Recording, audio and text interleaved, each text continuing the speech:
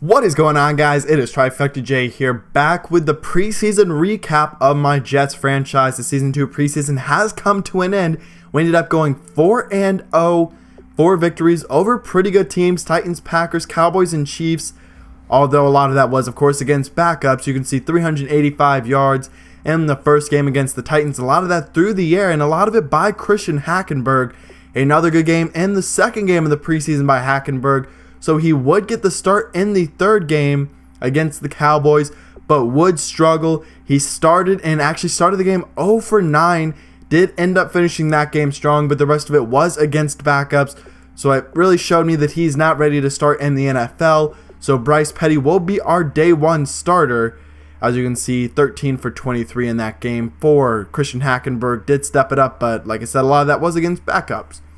Now, 303 passing yards, a lot of passing in the preseason, a lot of secondaries that are susceptible to the passing game.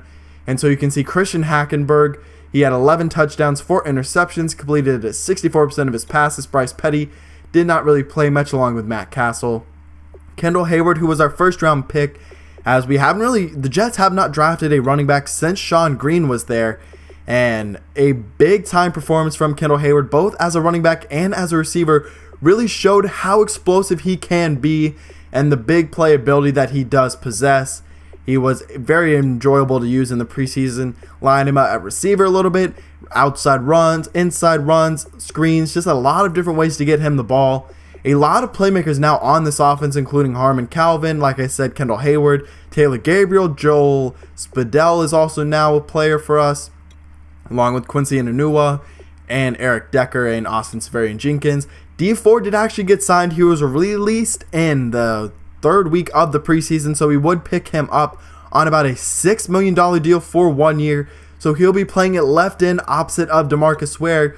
So we didn't really address our pass rusher problem in the offseason, but we were able to do it in the preseason, signing both DeMarcus Ware and Dee Ford. Both guys should be very good for us and should at least pass rush a little bit. Neither of them great against the run, which could be a big problem.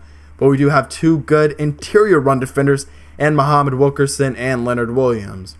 You can see we suffered no injuries in the preseason, which was great to see, as a lot of other teams did actually suffer a lot of them. You can see some of my stories. I signed Dee Ford and then accidentally cut him and then had to re-sign him. So you can see a 1-year deal for $5.9 million. After, for some reason, he was cut by the Chiefs. It was very weird to me. I guess he was backing up Justin Houston, but he definitely could have played opposite of Houston. You can see his ratings. He's fast, strong, and can rush the passer. But like I said, does struggle against the run. Only 74 block shedding. You can see now our releases.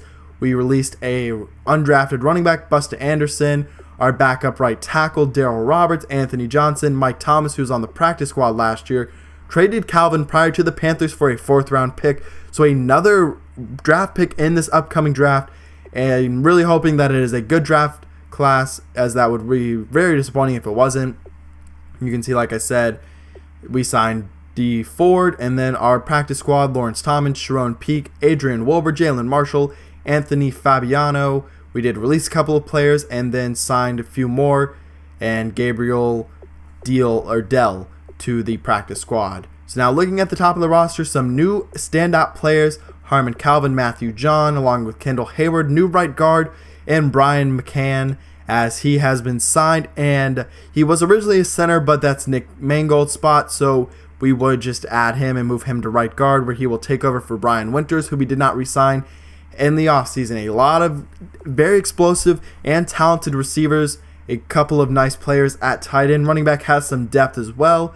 Offensive line might be a struggle again with Ryan Clady at left tackle, and then Eric DeMarco, only 71 overall at right tackle, but he's a very strong run blocker and has high impact blocking, but might struggle against the pass, especially if we face any teams with very good pass rushers. You can see the finalized roster, everyone left. You'll see the practice squad at the end of the episode. Sean Weatherspoon will be the starting right outside linebacker.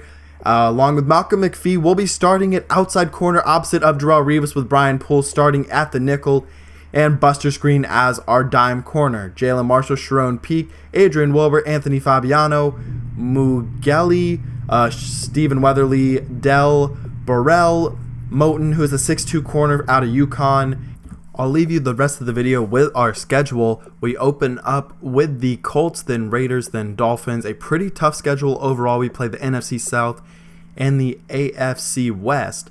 So two very talented divisions. I hope you did enjoy the video. If you did, please like down below. Leave your comments or predictions on what you think this season will be like. What's your projected record for this team? I'm hoping to go around 500, push for a playoff spot, but I don't have too high of expectations. Still a lot of holes left on this roster. Like I said, I hope you did enjoy. I will see you for week 1 against the Colts, which will be coming up in the next couple of days, because I'm out.